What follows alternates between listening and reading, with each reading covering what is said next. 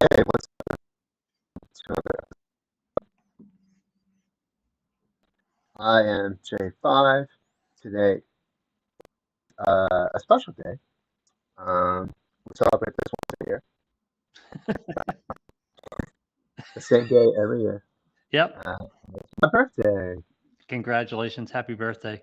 Thank you. I turn a whopping 61 years of age. That's I not just true. got like a, That's not true. I don't know. You Can't see say my that life. like it's old. 61 is in my rearview mirror. So, The 60s is the new 30s. yeah, I guess. Yeah. I swear, I'm telling you, that's what the people are telling me. Yeah. So I don't know if we're streaming on YouTube chat, but guys, if you are on YouTube, you're gonna have to switch over to the Leigton Loft on Facebook in order to qualify for anything, if we're having anything. I'll probably get a trivia question ready just in case. I should get a trivia question ready. Just in case, because I don't Okay. have anybody available to take um, a record of list of names, so I don't know. I see. But it's good to be prepared, you know? Okay. I got an easy one. Great. So I think Leighton is here. Leighton, yes, yeah, Leighton is here. Okay, so we can go live. What did you get from Jace for your birthday? Why did I give Jason for my birthday? What did you get from Jace for your birthday? Oh, his cuteness. That's what I got. Well, that's a good gift. That's an Oh, excellent gift. You're absolutely right. I love that perspective. That's absolutely right. yeah. Excellent. All right. We'll get this Okay, started. so let's start. I'll pause. Here we go.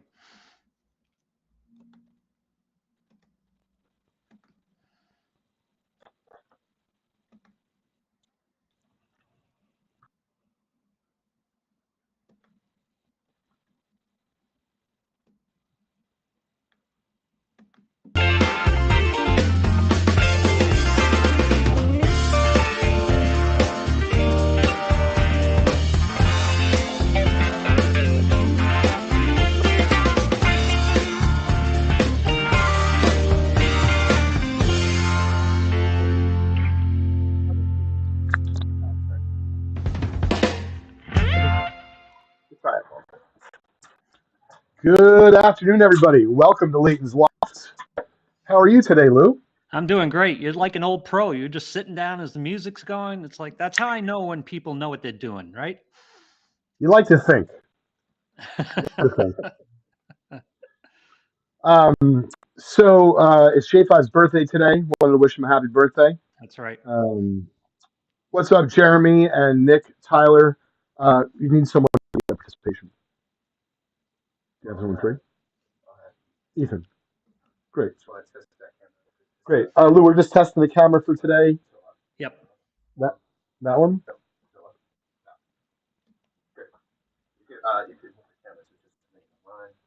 I'm sorry. That's where I'm going to see it? Okay. Oh, Tyler, I'm feeling you. So it's this and this. Can you talk to me? Sure. Can you? Frankly, Tyler, I'm facing Dak this week, so I was kind of upset he got hurt. I would rather have him playing because now the guy's going to pick up a replacement quarterback, which is probably worse for me. Sorry, I can't hear you because he has the. That's all right. We're just talking, and I'm just congratulating. John also picked that Thursday night game last week. He picked Buffalo over the Rams, which I wasn't going for at all. So hopefully you listen to John. That's right, Tyler. I was kind of hoping to play Dak this week. I mean, I don't know what the hell he's going to come up with. Probably Carson Wentz. I can't hear you, but I can see your comments. Yeah. Okay. Okay. Thanks, Samuel. Appreciate it. I was telling Lou I turned 61 today. He's got to stop saying that. I can't hear Lou, but I'm sure he's smiling and laughing. No, he doesn't look 61. That's true. I look great. I feel great, but the Cowboys, on the other hand, are another conversation I don't want to have. I hung up my Dak jersey. I'm done with Dak. He's just not playing with confidence anymore. Something happened last season. After he got injured. After that, he was not the same player. Yeah, he basically broke his foot off. That's what happened. Even when he comes back after surgery. Mike McCarthy is gone after this year. He is gonna go away. I don't like him as a head coach. I gave him a Yep. chance. Didn't do it for me. I definitely want Sean Payton to be our coach next year, and get a new quarterback in the draft class for next year. It's gonna be a lot of good quarterbacks. I heard a lot. So I did yeah, not say this. uh, I did not say this at all. Nick's trying to get me in trouble here. go ahead. I can hear you now a little bit. Nick's trying to get me in trouble. I did not say that at all, that your wig is on sideways. I know. I gotta adjust my toupee. Yeah. You're just making the joke that 61 is really old, and it's kind of hitting home. So I wish you'd stop No, making it's that not joke. old. I'm telling you, the 60s is the new 30s. That's all. You know, I can't wait till I turn 60 and on. I was complimenting you for picking the Bills last week over the Rams, and I poo-pooed it, and you ended up being right. You ended up being right in a big way too. By the way, they played really well. Yeah, no, no. Josh Allen's a whole different animal. You could definitely put him up there. But on Sunday, I also saw Mahomes just do his thing with Yeah, just Kelsey. Kelsey, if you remove Kelsey, I don't know if he's gonna have the same success. I don't know. I know, But right? And Kelsey's getting up in age too, but no one expected Pat Mahomes to be all as effective as he was, but he looked great.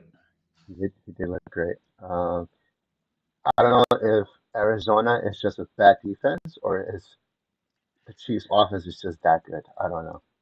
Well, they've got a great coach there too, as well as a great quarterback. They'll do pretty well, but we wait and see 3 or 4 weeks in when people are caught up to what they're doing and see what happens. But I'm not going to underestimate Mahomes. He's just too good. Yeah, no, that kid's good. People are saying for the Cowboys to pick up Jimmy G. I don't want Jimmy G. I don't. No. No. I'd rather have a nice losing season so we get a high pick in the draft this year. That's all I really want now. Yeah. I probably won't watch any Cowboys game at this point. Cooper Rush is not. He's not worth watching. I'm sorry. No, it's not going to be fun. No. I'm going to get a Micah Parsons jersey though. Micah is unbelievable. That kid's so good. Oh, he was terrific. That was fun to watch. Yeah. Yeah, yeah, yeah. You love being seeing Tom Brady on the floor twice. Yeah, I'm sure. Yep, I did. I enjoyed that, and I enjoyed him. Struggling is too strong a word. He didn't struggle, but the offense didn't exactly light it up. But Tom takes a while to get settled in. I'm not going to underestimate him either. Yeah, I mean, I don't know about that Bucks team right now. It's only week one, but the Cowboys could have won that game easily if Dak I wasn't know. playing. So The roster is good though. I mean, there's a ton of great players on there. They'll put it together. But we'll see where they are. Like the old Patriots teams, we always used to say, we'll see where they are on Thanksgiving. We'll see where the Bucks are on Thanksgiving because yeah, that's what counts. I know where the Cowboys would be in Thanksgiving. Awful, Well, they'll be getting Dak back on Thanksgiving, right? awful, still awful. Like it's Yeah. nothing's gonna change. No. Tyler, I did draft Saquon Barkley. I was afraid of what numbers he'll put up, seeing his history of injuries. He blew up. He got me 48 fantasy points. Um, Yep. really excited. I also had Justin Jefferson, who also pull up in regards to points. So No, Preston, I'm the guy who's dyeing his hair. I haven't had any Botox done, but I'm dyeing my hair. you know what was awful, Lou? He put up so many points that I could beat every other team in that league. Oh no. But because he, So you finished second in scoring and lost the game? yep, Ah, that's awful. That's he had just awful. Yeah. Jefferson.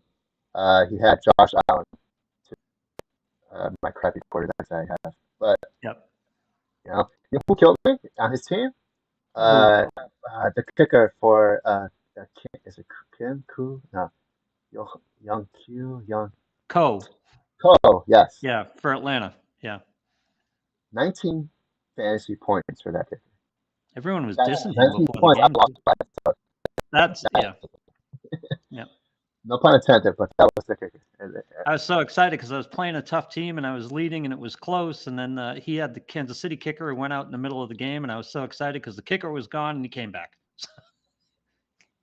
Yeah, Came back and yeah. just yeah. So I'm assuming you won your fantasy or you I lost did it? win. Yeah, I did win.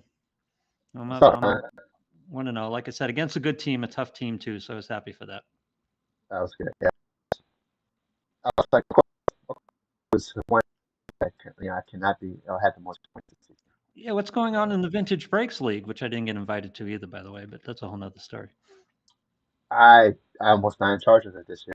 Not in charge this year. I have way too many games to play. But playing it. All right. Okay. Later, Lou. Yep. We'll see you, J5. Happy birthday, J5. Plenty to talk about today, but apparently they have plenty to talk to me about in the office, gang. That's right. There's a lot going on. I'm sorry, John? Left and right? Good. So in just a few minutes, for those who have tuned in today, we appreciate it. We are running a participation promo here at Leighton's Loft, courtesy of Vintage Breaks, Just Collect, and Otia Sports, as well as ISA Grading. We're going to be giving away 3 prizes, which we're going to have Ethan keep track of in the background. We'll give away a $50 break credit, a 1982 Donruss baseball pack, as well as a spot in our after party bonus promo, which is going to conclude this Friday afternoon. Nice. Yeah, a lot going on. Great. Afternoon, Daniel and Nick, Donald, Tom, and the rest of the gang. So Ethan's on board, and you have to have your comment in the Leighton's Loft Facebook page. So if you're watching on YouTube, you get to switch over and get a comment in and get involved in the giveaways. Absolutely. And if you haven't already, make sure you subscribe and like Leighton's Loft so you know each and every time we go live here. Yep. Absolutely. All right, so Lou, we can talk about football. We can talk about how it's going to be a long Jets year. It might be a long Patriots year. It's going to be a long Patriots year. There's Yeah, no doubt well, about it's going to be a long Jets year. I can tell you that. That's, Yep. you know, I was talking to folks, and I had Crosby on that Sunday of the first NFL season. And even though I don't really bet, I bet with my intentions and my wallet a little bit, in that any other Sunday I would have gone if it was a normal, like, but I'm older now, I'm wiser. Yep. I was gonna inflict pain on Crosby by taking him this game, which I knew the Jets were gonna lose badly. Yep. And it wasn't even exciting. Watching Joe Flacco doesn't make anyone excited. Watching Sauce and a few of the youngsters, like, that was kind of cool. And I didn't watch the whole game. I didn't have the time. But I didn't want to disappoint Crosby, and I knew the experience was going to be subpar, and I was right. Yep. That's funny. I was thinking of you Monday night because I was getting together my showdown lineup on DraftKings for the Monday night game, Denver and Seattle, and listening to a couple of guys on a podcast about it. And they were talking about Seattle. I go, Seattle might be the worst team in the league. And they were going on and on. That's a big statement with the Jets in the league, but Seattle might be the worst team in the league. And then Seattle went out and won. So. Yep, and they beat Denver, who's very legit. Yep. So today on the show, we're going to talk about the epic 1930s Gaudi collection in detail that I purchased recently from Arizona. But before I do, and I'm not offended if anyone wants to excuse themselves before, the fun stuff. But for some of you that know, and for some of you that don't, going through a divorce, and all the kind of ups and downs, the roller coaster of emotions that come with that. And so I found with that, one of the ways that I've been able to kind of keep myself at bay, mentally in check, and still feel like I'm growing as an individual is by reading again. Mm-hmm. And so, I've read like Tuesdays with Maury. That was a really good book, short, but good. Read a little bit of self-help stuff, and then on a particular book right now, I'm curious if any of you have ever read this, but it is by Jay Shetty. Think Like a Monk. Oh yeah, I know Jay. Let's see. There we go. Yep. So I thought you were going to hold up Aiden's book for a second. I thought you were going to hold up my son's book. And see. Well, I've seen online, and it seems like he's doing great. So special shout out to your son. It's wonderful, Lou. I can only hope one day that my son follows in similar footsteps and just makes me as proud, if not prouder. Than it seems like every time we talk about your son and what he's doing. So that's awesome. Well, it's all about following their own footsteps. It's not necessarily just make themselves happy. Do what they do and make themselves happy. Well, speaking of which, Lou, why don't we plug your son's book and where they can find it in case they'd like to check it out? It's called Ophelia, and it's on Amazon. You can get it on Amazon. It's been out. I just got a memory on Facebook. It's been out 4 years. We got the reader's copy 4 years ago, and it's just fun as hell. And he was up visiting this weekend. My daughter finished her wedding trilogy, and everyone was talking about the book, and everyone seemed to enjoy it. So it was great. Well, congratulations to both your daughter as well as your son. Yep. Sounds like a lot of excitement in the Lou Blasi household. Oh, it was great. It was a great party, and then I got to see my son, the last 2 times I've seen him have been at this party and in Ireland at the ceremony, and and he's in Brooklyn now, so I don't get to see him as much. So it was great to see him and have some fun. Well, if he is in Brooklyn and he's not busy on September 30th, he's certainly invited with him and his friends if he wants to come out to the store. As you know, we're having our grand opening that night, September 30th, That's right. from 4 to 10 o'clock. I'm not ruling myself out for that either. Oh, that'd be great. We got Monty coming in. We have some out of towners coming in. So Lou, believe me, you're more than welcome. We've joked about instead of Airbnb, it's Airbnb. Oh, I like it. We're just basically opening up our own hotel chain just right out of the office. Oh, Antonio, what's going on? He's from the hospital. Hope everything's all right, Antonio. Yeah, Antonio, hope everything's all right. And thanks for joining us. So once again, Chris folks, Coe's with us too, by the way. So. Oh, great. I haven't seen Chris. We'll be talking about the Gaudi collection just a little bit. Yep. Welcome, Chris. Hope all is well. So, if I may, I almost feel like a rabbi or a priest, like with my sermon ready. So, I don't have anything that powerful, believe me. But I've been reading a lot, and I just wanted to share with you some thoughts I had from this book, Think Like a Monk, that were interesting to me. I read every morning. I change my practice, my morning routine to basically get a little bit more out of each day. Not leaving reading till the end. Kind of making sure that the first thing I do in the morning isn't grab my phone. The first thing I do in the morning is not hop on my computer, and check like sales or email. Absolutely, Chris, agree with you. So I figured if I do this now, for those who are interested in the Gaudis, like they might actually listen. Whereas if I do this afterwards, there's no way I'm going to be able to listen. Antonio, we're all with you. Hope things go well. So do I. Yep. Well, Antonio, let us know if you need anything from us. Open a pack for you, lift your spirits, but get well soon. Yep. Okay, so what have you pulled out of this book?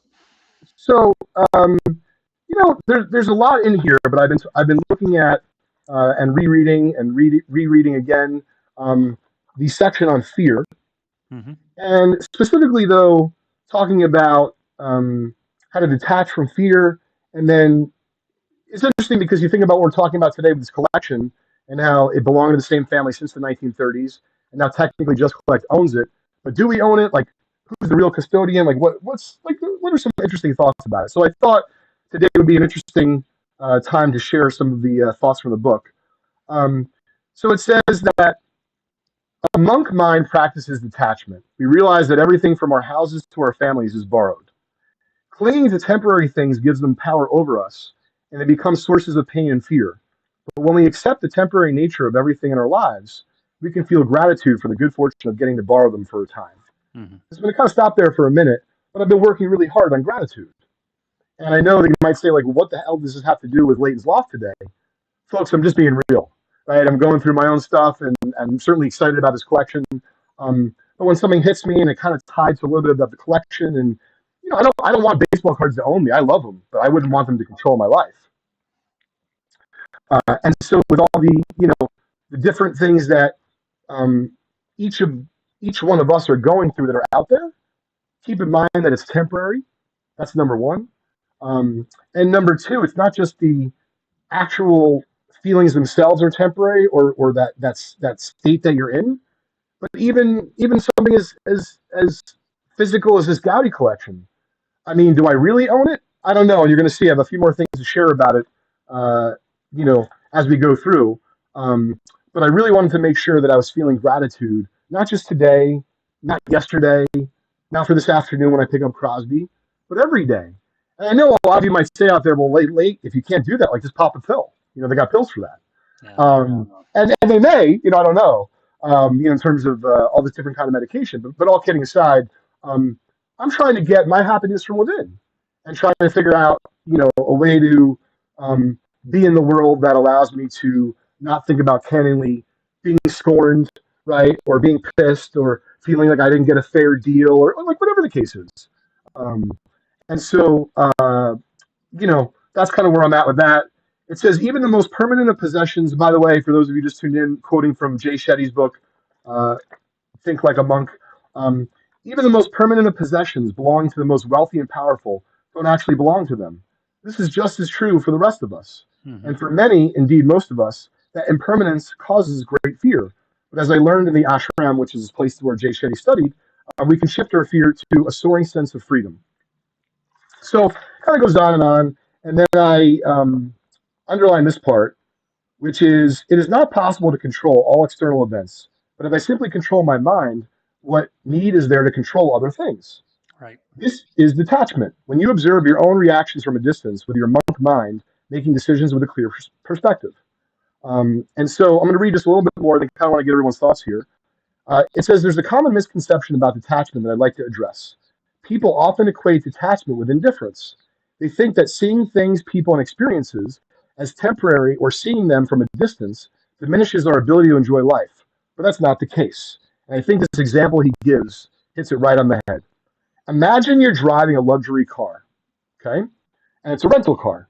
Mm-hmm. Do you tell yourself that you own it? Of course not. You know you only have it for the week or for the day. And in some ways, it allows you to enjoy it more. You're grateful for the chance to drive a convertible down the Pacific Coast Highway because it's something that you always won't get to do. Imagine you're staying in the most beautiful Airbnb or Airbnb. It's got a hot tub, chef's kitchen, ocean views. It's so beautiful and exciting. You don't spend every moment there dreading your departure in a week. When we acknowledge that all of our blessings are like a fancy rental car or a beautiful Airbnb or hotel, we are free to enjoy them without living in constant fear of losing them. Yeah. We are all the lucky vacationers enjoying our stay on Hotel Earth. That's the key right there. I did another podcast a year or two ago about the Gita, which is kind of interesting. And Yes. all these modalities are the same thinking. They just have a different lexicon and different analogies and different things that go with it. But when you want to possess something like a card or a car or whatever it is, or your house, your first fear is that you'll never get it. So you live in that fear of never getting it. And once you get it, your fear is that you lose it. So you're always living in that fear. And why it's important to detach. And also, I went through this in my divorce too, which was kind of funny because this is when I started digging into this type of thing.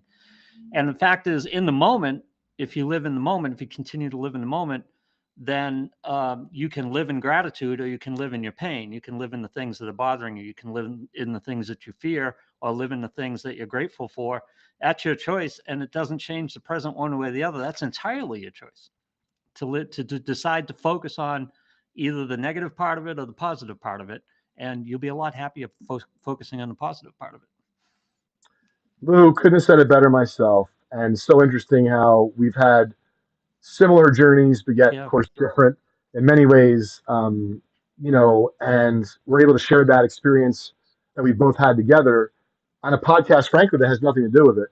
Yeah. Oh no, we're people. Yeah, we're all still people in the end. Yes. But I'm very positive. I'm excited. And when I'm starting to read about, and listen, you guys and gang, guys and girls know how much I love cards, but I almost felt like in a way, cards included, like they were controlling like my every move. What if you don't get a big collection and this and that? And so, today's the right day to talk about this Gaudi collection, which we're super pumped about. But it was interesting that I read literally those passages or that part of the book this morning, and it really resonated with me. Both not just about the card collection, but yeah, exactly, something like that, Chris. So you're saying you're willing to sell the Gaudis is really what you're saying. Yeah, the whole thing of the Gita, and people think of Hinduism and the Gita as religion, and it's not religion. It's more philosophy if you dig into it a little bit. It was a fascinating that I did with this psychiatrist, by the way, who was into this.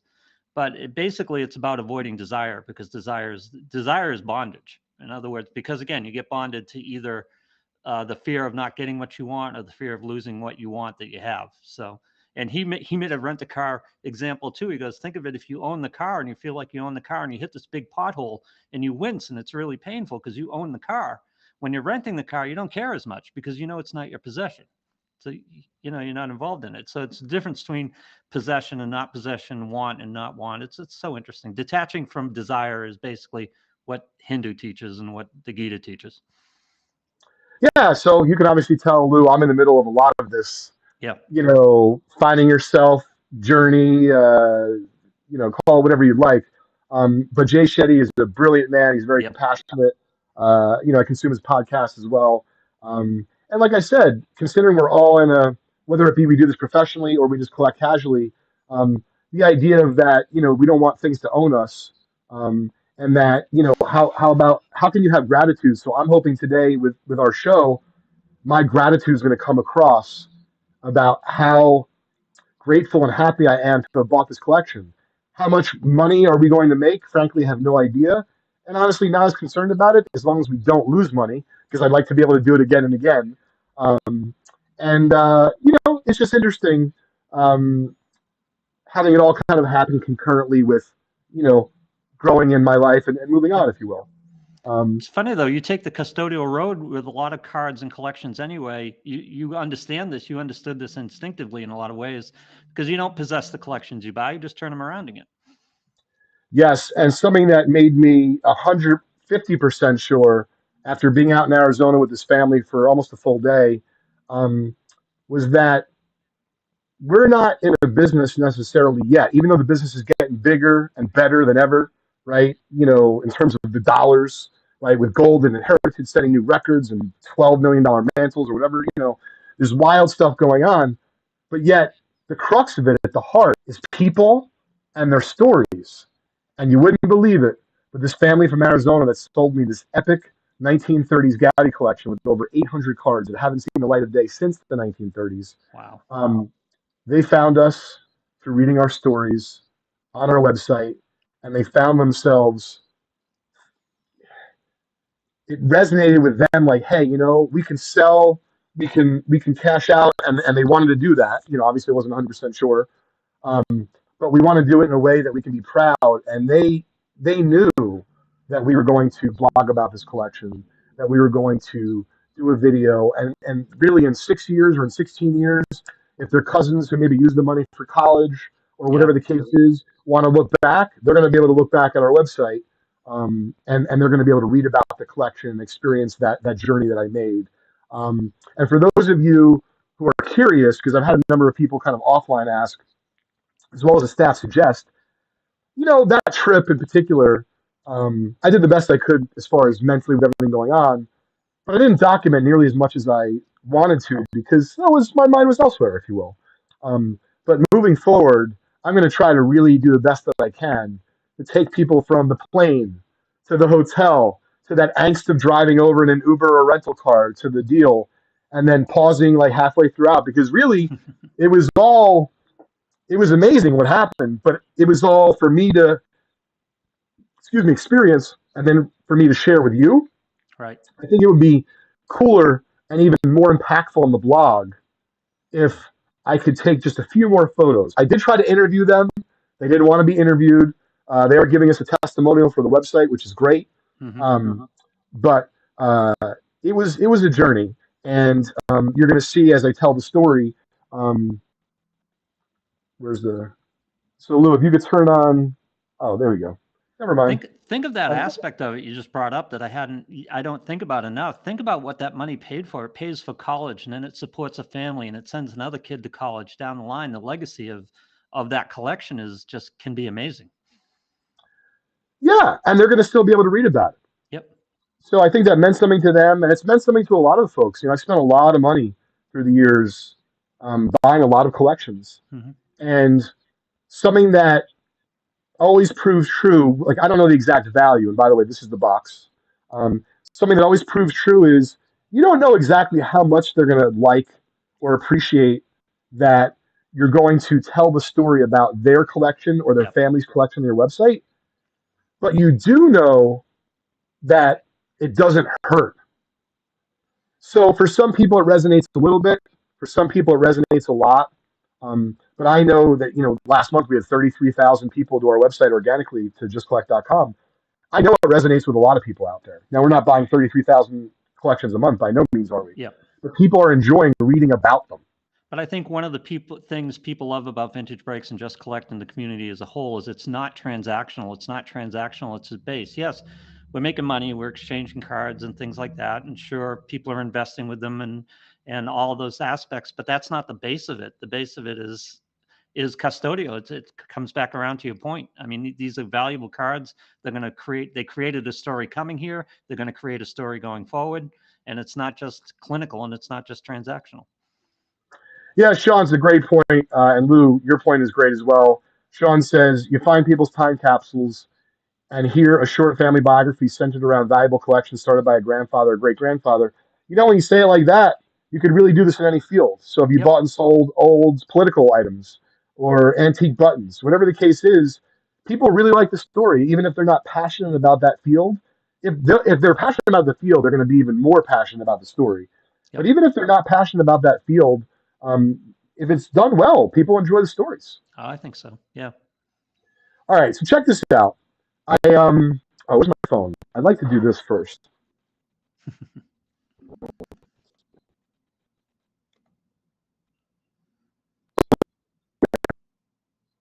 Sure.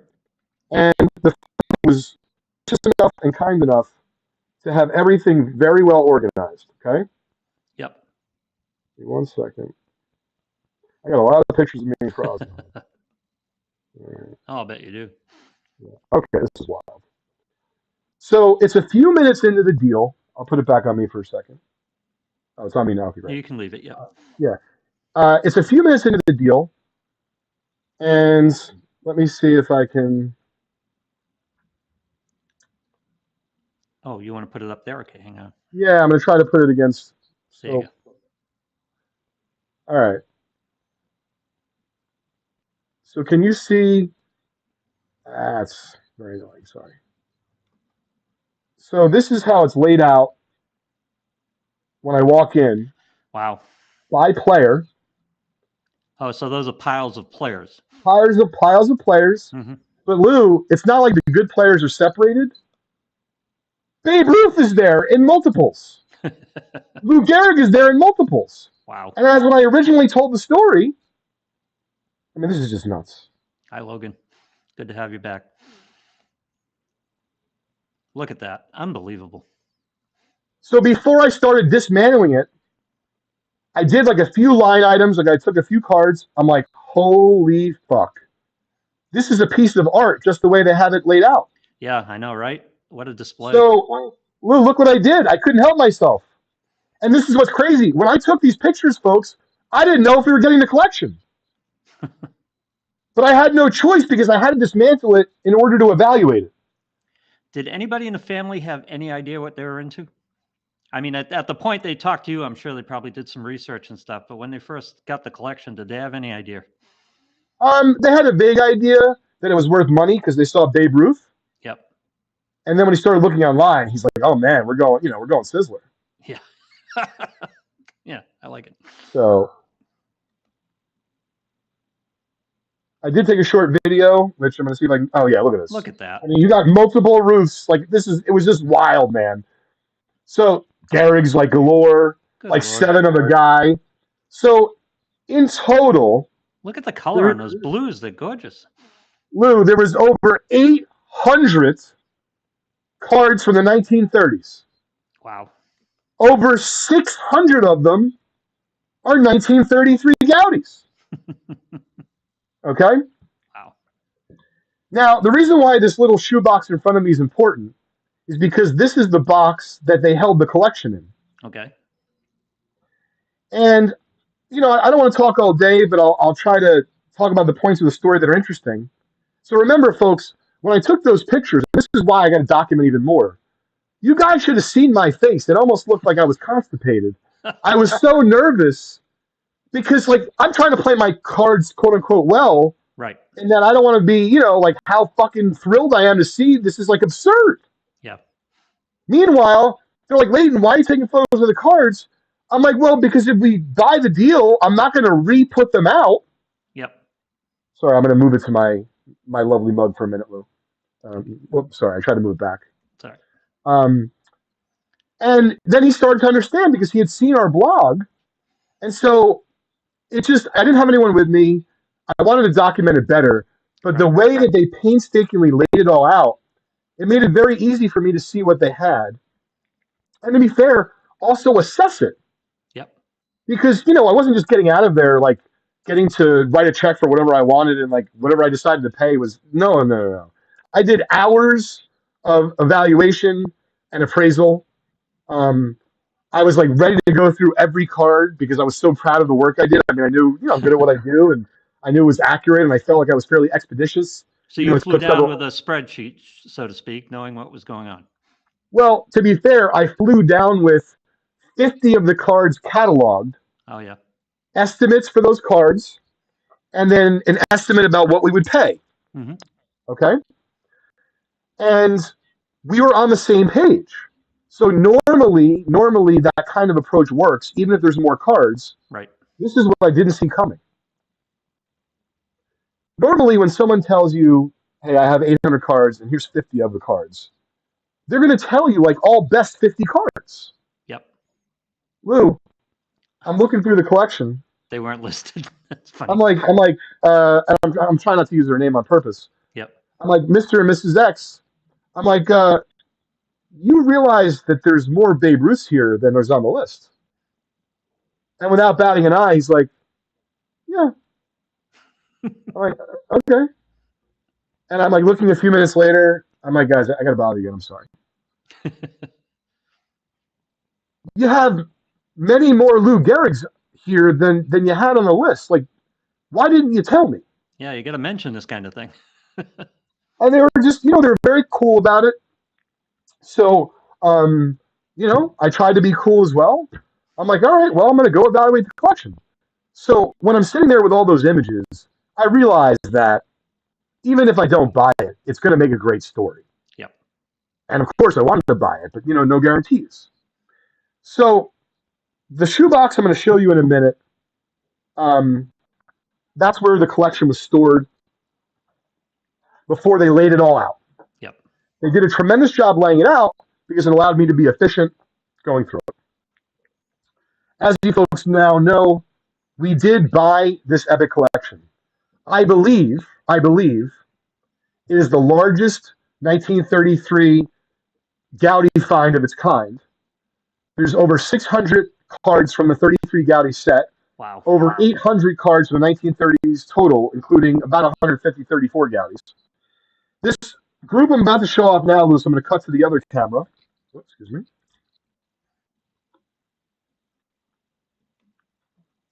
So this group, I believe we showed off some of it recently. The cards are generally low to mid-grade, but they all have great color. So what I'm going to show you here is some, by no means all, some of the Hall of Famers in the collection. Dizzy Dean, a really nice Lefty Grove.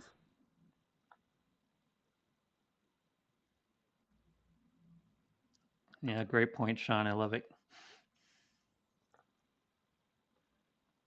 Agreed.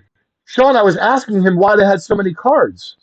And he said my dad was it their dad or their great grandfather had just really liked to collect. He had records. I contacted Jim Ector about. Yep. Another Jimmy Fox. They had records too, huh? Yes, they did. Oh, good Lord. Yeah. They had a little bit of memorabilia, but it wasn't worth that much. Rogers Hornsby, Dizzy Dean. Beautiful Carl Hubble. I love that red. Oh, that's gorgeous. They seem in quality shape. The colors are really vivid, and it's hard to tell. They are. Like, they're low to mid-grade technically, Lou, but they're definitely look better. Good eye appeal, though. Very good eye appeal. There was some Diamond Stars. That's there the was first some centering frame I've seen right there. Yeah. Yep. There was some 34 Gaudis, including a nice Hank Greenberg, Dizzy Dean, Jimmy Fox, a couple Mobergs. All right. The moment I believe everyone's been waiting for. You're not going to believe this when I tell you, but that's why I'm going to show you. Okay. Gang. Uh-oh. In total, in the biggest Gaudy find ever made in the hobby, there was a combined 22 cards of Babe Ruth and Lou Gehrig Gaudis. Oh, my God. Wow. Unbelievable. Unheard of. And today, live on Leigton's Loft, you are seeing the unveiling of all 22 for the first time. I wonder if his grandfather's getting another Ruth and going, God, I already have 8 of this. I'm just glad that they enjoyed hoarding. Yeah, really. Because if, imagine they were like, one of each is enough, and then they threw them out. All 4 varieties of the Ruth, Chris asked? All 4 Ruths. Yep.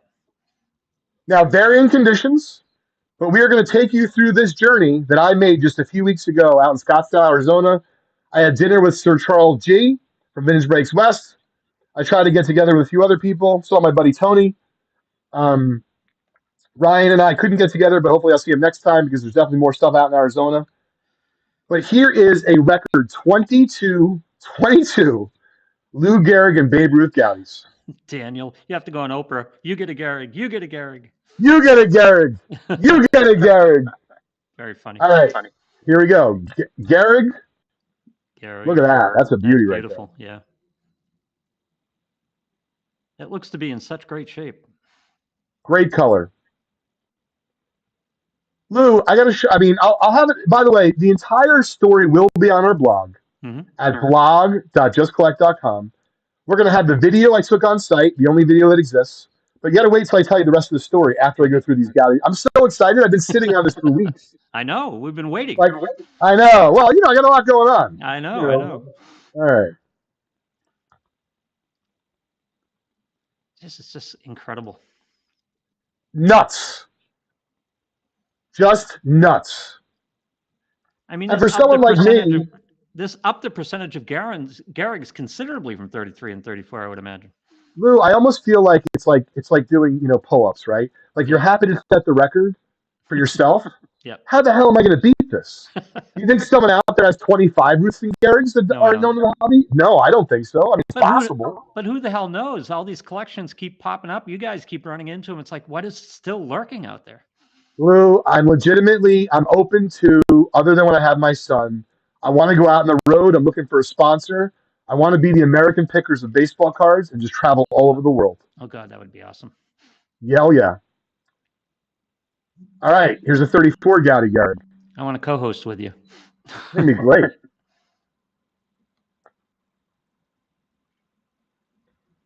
And it's about that time. We're cutting through almost all the Gehrigs, and we're about to get to the Ruths. Good Lord.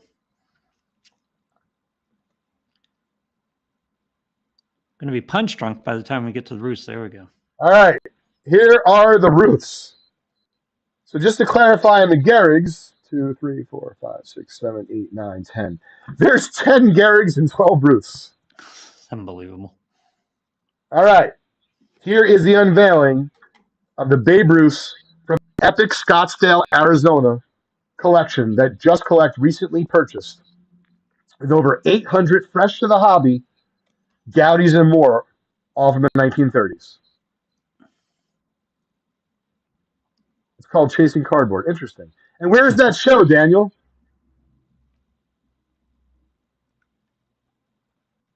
I got to write that down so I check it out. Yeah, well, they don't have 22 Babe Ruths and Lou Gehrig's from 33 and 34. I guarantee. Probably not. All right, here's the Ruths.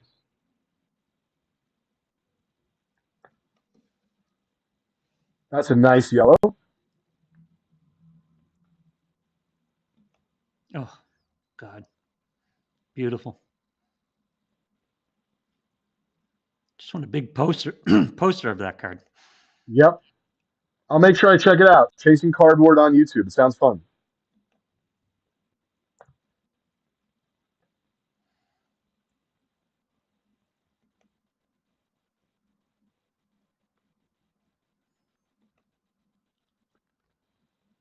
Ty Wilson is the guy who's on it, Daniel? Okay. Here you go, the number 181. Hey, Jim. I'm glad you were able to tune in. Yep. Every single one of these Ruths and Gehrigs are all fresh to the hobby. Ironically, as we're going through the 22, we happen to have 22 live viewers right now. Love the number 144, full body pose.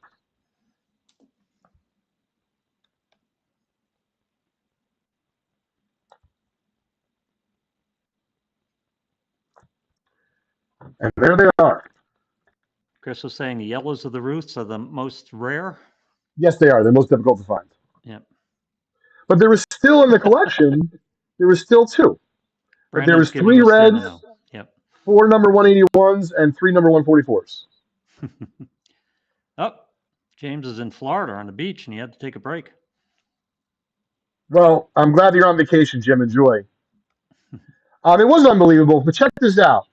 So, a lot of folks, you know what I'm going through and all this kind of stuff. So I decided to have an extra day in Arizona. I didn't know I was going to buy the deal. I'm showing you from above. Other than the cards and card savers, I really haven't done anything with the collection. Mm-hmm.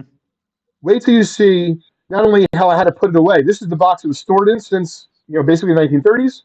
And understand that when I walked around like the hotel bar with this, people didn't realize, of course, what I had in my bag. Yeah. But I had this bag next to me that I actually grabbed in the hotel because I didn't have an extra bag, and I was carrying this around like it was like a box of sandwiches. Yeah, right. But check this out. You got people talking to me at the bar. Hey, where you from? Oh, what a great And picture so, that is right there. oh yeah, no, it's a great picture. But then, like underneath the cards on top is just like literally two solid rows of Gaudis. It's Oh, completely God. absurd. It is absurd. That's exactly the word for it. It's absurd. Yeah, no, it's absurd. And when I was at their home, they spent most of the time, the family, in a different room. And I was just like, I don't know, being very. I felt like I got late. I couldn't believe what was going on. And like, you got to remember, guys, I didn't even Yeah. talk about being um, grateful, Lou. I'm just grateful to even have been there, and the fact that we were able to buy it, it brings my gratitude certainly to a whole new Yep. level. Um, it was an amazing experience. I had a great trip, and I'm just so happy that the deal was able to come together um, for something of such like epic proportions. Yep. To be able to have, a deal of this size to unearth 22 Lou Gehrig and Babe Ruth Gaudis that have been in the same family for, almost 100 years. Jim says it's the best looking sandwiches I've ever seen. But you brought this up, and I'm kind of concentrating on now. Think of the legacy of all of this work, of what it's going to mean for that family, what it's going to mean for the next person who has custodial possession of the cards, and what it's going to mean for their family when it moves on. I mean, it's just some amazing good here happening here. You're right, Lou, but I'll tell you, and I've thought about this before, really makes me excited for no matter what Crosby chooses for his path. Maybe he becomes a book writer like your son. Maybe he decides that he wants to own a restaurant. Maybe he wants to go into the Peace Corps. Mm-hmm. But I know no matter what, he's going to be able to see who his daddy was, what he enjoyed doing, Yep. and learn a little bit more about me as he's getting older, one day when I'm gone. And so for that, God willing, one day he'll have a family of his own and he'll have children. So it's not just for the families that we're talking to or the individuals that we're Right. talking to and we're documenting it for them, but we're really documenting it for me personally. And then also for the company, it's a good idea because it's good content. Sure. But it's not necessarily about the company or cards or the transaction or anything for Crosby. It's about the passion with which you're going about it and the attitude and lifestyle where you're going about it. And that's the biggest lesson for him, because he can If he pursue sees whatever he today's wants. episode, he's going to be like, Dad, why the hell are you reading from a book called Think Like a Monk and nothing to do with your baseball cards? Stay cross in due time, honey bunny, you'll learn. Um, I wanted to see all sides of me. So, I think for me, by putting myself out there, I certainly know with all the stuff I've seen in the last few weeks, like you're putting yourself out there. You never know what could happen, what people could do with information, all that kind of stuff. But the reality of it is, I love what I do. I love even more, of course, Crosby. Sure. But I am really grateful to have been part of not just the journey to Arizona, but my overall journey. And I'll close this with today. I'll close today's show with this, and we'll talk about more about the mechanics of the deal because I already know we've gone over today. Because I'm sure folks want to know like how the offer go, the negotiation. I figure we can save that for the future. But I realized that there's no blueprint, right? There's no game plan for this like there would be for a football game. And even if you had a game plan for life, things change. And so certainly that's what's going on for me and my family. Um, and I feel that change happening all for the better. Um, and I'm very grateful to be able to pursue something that I'm so passionate for work.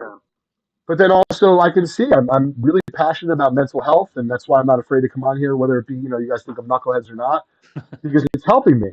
And if it helps one other person here deal with something that's difficult, I think that's good. So net positive.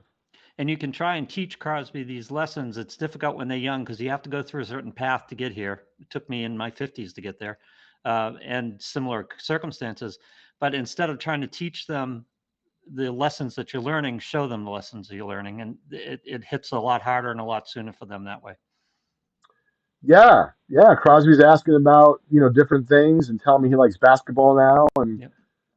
there's a lot of things certainly to come. Very excited about the future, and I hope each and every one of you today we're grateful and pleased with the presentation of the cards, because I certainly put everything I had into that collection. Meaning, I was willing to walk away. And I'm not trying to let the cat out of the bag as far as the deal goes, but it was a little rough. The seas were a little rough for a bit, my friends, Yep.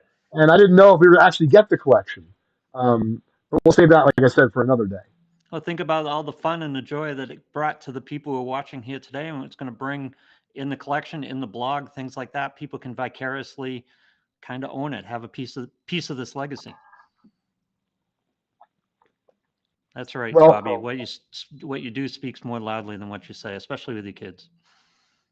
oh, I see it with Kraz. He this is like, I'll tell you a mushy story. It's like not that mushy, but for me it was mushy. So my new schedule, I got him on Tuesdays from 4 to 8, and yesterday we did a tennis lesson together. We did dinner together. We climbed the tree together. Went to the playground together, and we somehow still had like a half hour before I had to drop him off at his mom's. I don't want to drop him off early. I want him to hang out. Absolutely. So great. And I mean, I did this, and I love my brother Merrick. If he's listening, I love him. My brother's a little bit younger than me, shorter, but he's always faster. But we were always doing sports together, whether it be one-on-one basketball. We had a game that we played in our driveway called Errors, where literally we just needed him and I. You either hit the ball to each other or threw it, and like you just try to make a miss, hurt themselves, all sorts of great fun stuff. Yep. So Crosby knows I have tennis balls in the car, so I always have my tennis racket and stuff on me. And basically, like, we both kind of said at the same time, let's play catch. Literally, we're downtown in the town over from where I live in Maplewood, and we just had kind of finished our ice cream and our dinner, or his yogurt and dinner, and like we're literally playing catch with a tennis ball on the front lawn of like a random real estate business. Yep. And then like a couple of balls went into the street. He thought it was hysterical, and like I don't know how much he'll remember it, but for me, it was fantastic. And what a way to spend just a 30-minute, time period where I thought I was killing time with Crosby. I wasn't killing time. I was making memories. No, he will remember it, and that's why Field of Dreams was based around having a catch, because that's how important it is between a father and son, and it can be with a father and a daughter too. But that catch is just an incredible experience. Yeah, both of you are going to remember it a long time. Yeah, we had no glove. We were just throwing. And to be fair, we've been working on it. So like we've been having catch more. And point is, instead of talking about, he just wants to have catch now because it's like it's fun for him, and it's something that he's enjoying. And it makes me really happy. Yep. Well, it's an in the moment thing too, which is very important for you guys and you in general. What you learn is be in the moment. That catch is in the moment. You're not thinking about everything else that's going on. You're just having catch with your son, and those in the moment moments are what you should be seeking, and you build the muscle to have them more and more often. Yep. So thanks for everyone's support. Appreciate all the love. If you guys want anything from the Gowdy collection, now I'm not an Oprah, so I can't give it away. Charles has already asked me about a low grade roof. Folks, I can tell you at least high level, we're absolutely doing a set break with it because there's a complete set. We're going to offer that through Vintage Breaks. We've given away one card, I think, a Trish Speaker as a bonus. We are going to either be selling / giving some away through bonuses. So if someone either saw something today that they'd like, or knowing the breadth of the collection and what I described to you, that there's a card you're looking for and you'd like to own a piece of this historical collection, just email me. I guarantee you'll work it out. Drop me a line at Leigton, Leighton, @justcollect.com. All right. We'll see you next week. Thanks, everybody.